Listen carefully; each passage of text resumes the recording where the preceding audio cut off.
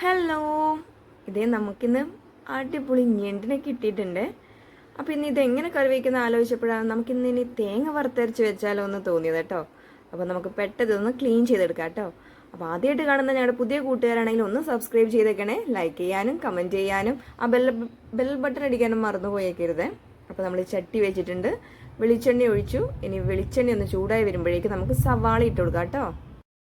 സവാള ഒന്ന് വഴന്ന് വന്നതിന് ശേഷം നമുക്കിനി ഇതിലേക്ക് ഇഞ്ചിയും വെളുത്തുള്ളിയും ചതച്ചത് കൂടി ഇട്ടിട്ട് ഒന്ന് വഴറ്റിയെടുക്കാം. ആ സവാളയുടെ കൂടത്തിലിട്ടിട്ട് തന്നെ നല്ലതുപോലെ ഒന്ന് വഴറ്റിയെടുക്കാം. ഇനി ഇതിലേക്ക് 2 പച്ചമുളക് കൂടെ ചേർത്തിട്ട് ഒന്ന് വഴറ്റാം കേട്ടോ.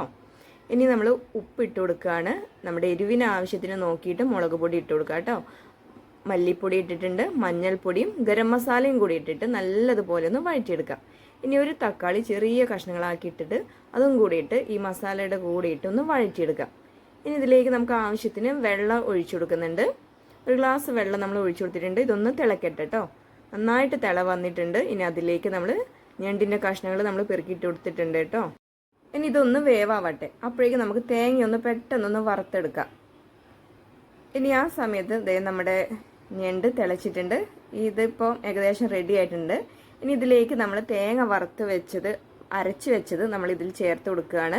നന്നായിട്ടൊന്ന് മിക്സ് ചെയ്തിട്ട് നല്ലതുപോലെ ഒന്ന് തിള വന്നു കഴിഞ്ഞാൽ നമുക്കിതൊന്ന് തീ ഓഫ് ചെയ്ത് വെക്കാം കേട്ടോ. നമ്മുടെ അടിപൊളിയായിട്ടുള്ള തേങ്ങ വറുത്തരച്ച് വെച്ച് നമ്മുടെ ഞണ്ട് കറി റെഡി ആയിട്ടുണ്ട്.